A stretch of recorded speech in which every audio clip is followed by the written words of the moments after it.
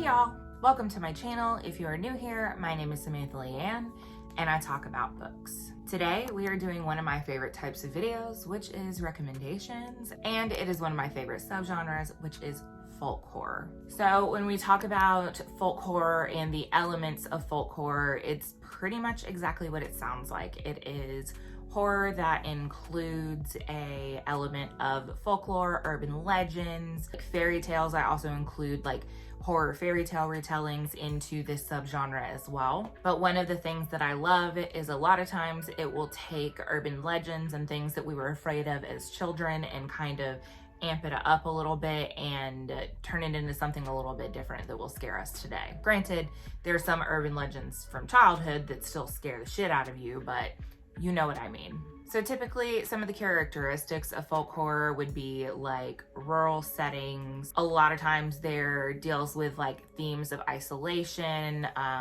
We talk about cults a lot, like religion, things like that. And a lot of times there is like a nature element or the power of nature. All of these things really appeal to me. I think one of the reasons that it appeals to me in the way that it does is because of where I grew up.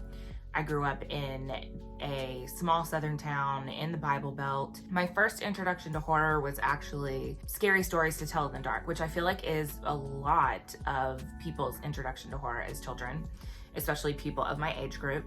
And a lot of those things are based on urban legends and, you know, stories that had been passed down and things like that. So I think that's one of the reasons that it appeals to me. And also when we talk about folk horror and, you know, like dealing with isolation, you're dealing with the middle of nowhere, abandoned houses, swamps, like those are the types of settings that come to mind to me.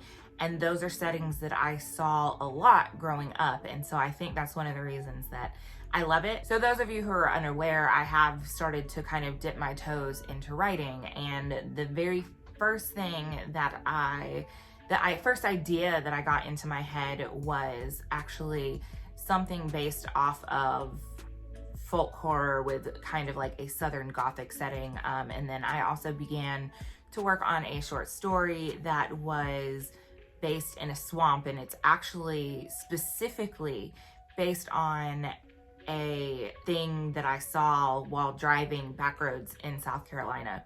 And so it's just a genre or a subgenre that really speaks to me for those reasons. And I'm always looking for like great folk horror stories.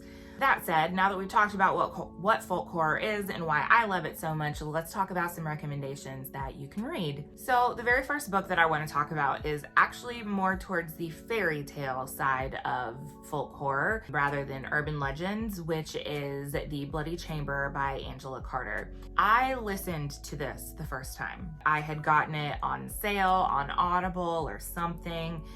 I had no idea what it was about, and sure enough, I listened to it and I absolutely loved it. It is a collection of short fiction that are all based on different fairy tales, but it is a horror take. It is a very feminist take. One of the things that I really enjoy about this particular anthology is it isn't just retellings.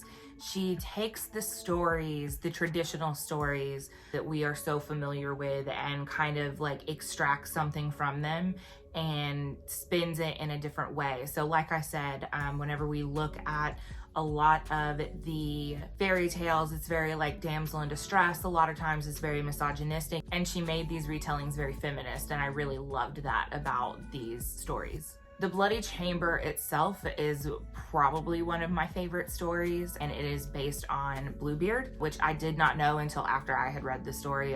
It felt familiar to me, but I wasn't 100% sure what it was. And also within this collection, there are stories that are based on The Snow Child, Beauty and the Beast, Sleeping Beauty. I will say that because of when this is published, there are some racist depictions. Angela Carter was from the UK, and as you all are aware, India was a British colony for a very long time, and there is a lot of racism surrounding that, and so there are things alluded to Indian people, and it is racist. So I am giving you a heads up that is in there, and it is very problematic. But that aside, whenever you look at the folk horror aspects of the book the stories, when you look at those and the feminism that shines through them, like, I just really, really love these stories. They're stories that I definitely want to read again. I also would say that the audio version is excellent. I can't remember the narrators, but it goes back and forth between, well, I remember one of the narrators, but it goes back and forth between two narrators, a male and a female. And one of them, I can't remember her name, but Richard Armitage, I can't think of how you say his last name, but he has like the most beautiful speaking voice ever. So like, there's a plus for you, but definitely, I highly recommend the audio. Another one that I read very recently was Experimental Film by Gemma Files. This is a story that follows a autistic woman who, she is a filmmaker, she's a film teacher. There's a lot of reference to Canadian film within this book, so if that's something that you're into, that's another reason that I would recommend it. I don't want to talk too much about the plot itself, but I will say that the folk horror element within this book is about Lady Midday, who is, I believe, a folk tale from Eastern European countries. I'm fairly certain centers around harvest time and things of that nature. But the book was really enjoyable. Going through and learning about that particular folk tale, which I'd never heard of before, was really interesting and prompted a little bit of research on my part. And again, just like those folk horror vibes mixed with like modern cinema was really fun. So I definitely recommend that one. Another one of my favorite books to recommend since I read it was The Twisted Ones by T. Kingfisher. I read that book, I believe, this year. And this is not based on any folk legend that I am familiar with, but it contains a lot of the elements that we previously talked about: isolation in the middle of nowhere, religion, things like that.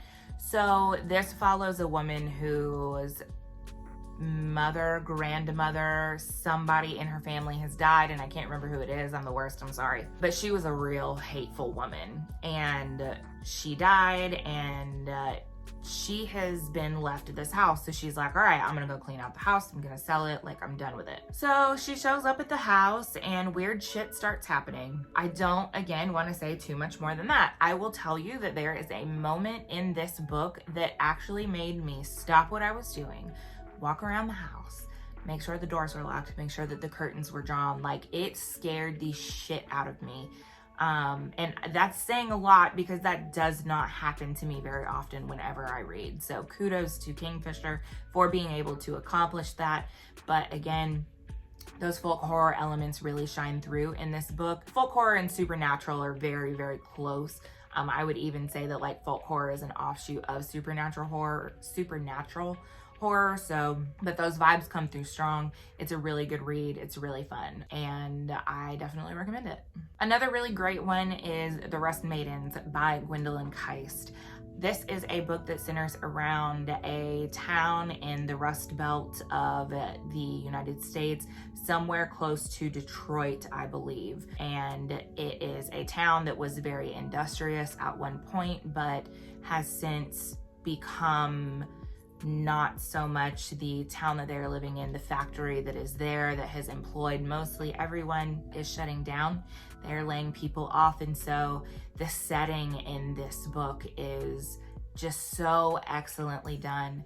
But as these things are happening, there is something else that is happening to the women who are the girls who are in this town. They are turning into what is known as the Rust Maidens. I don't know if this is something from Keist's own imagination or if this is something with a history, but regardless, the book itself was really well written. The atmosphere and the setting and the way that she was able to paint the decay of the Rust Belt was just so excellently done. The writing itself was really excellent, and I really loved the whole idea of the Rust Maidens. That's actually the first book that I've read by Gwendolyn Keist. I have several more of hers, Folk horror seems to be an area that she really loves. She also has another book called Pretty Marys All in a Row, which I'm fairly certain goes through like the different folk horror, like Bloody Mary, things like that. So I'm really excited to pick that one up, but I definitely recommend the Rust Maidens. And the last book that I'm going to talk about today is The Boatman's Daughter by Andy Davidson. This one I have seen very much like hit or miss between people who have read it. One of the things that I absolutely adored about this book was the atmosphere. It is Southern, it is Gothic, I loved it. It does take place in a swamp. There are like fantastic, like actual fantasy elements to this particular book. I really loved that. And then also that folk horror element, but I think the reason that I would classify it as folk horror is more of the setting versus anything. And then there is also a religious undertone to the story as well. The actual plot of the book is a little bit difficult to explain, so I'm not going to spend any time trying to do that. Just know that there is a witch, there is a boy with frog-like qualities. It's very difficult to explain what the actual plot of this book is, but know that the atmosphere and the characters, the setting, all of those things lend themselves to folk horror. And I really enjoyed it, so if folk horror is something that you're into, I would recommend picking it up. All right, so those are 5 recommendations for folk horror books that you can read. I will definitely be doing a part 2 of this because, as I said, it is one of my favorite subgenres of horror. I have a whole list of books, but have you read any of these books? If you have, comment down below and let me know how you felt about them. And if you have any recommendations, books that I have not mentioned here, please leave them in the comments below. I love folk horror. I'm always looking for recommendations. So if this is your first time here, hi, hello, and welcome. If you like what you see and you want to see more, you can click thumbs up, you can click subscribe if you haven't already, and you can also click the little bell doodad to be notified whenever I do upload. If you would like to talk books with me more, all of my social media links can be found in the down bar below. You can reach me on Twitter, Goodreads, and Instagram. There's also a couple of links in the down bar for a variety of other ways that you can support me if you are so desiring to do so. But that is all I have for you guys today. Thank you so very much for watching, and I will see you all next time. Bye.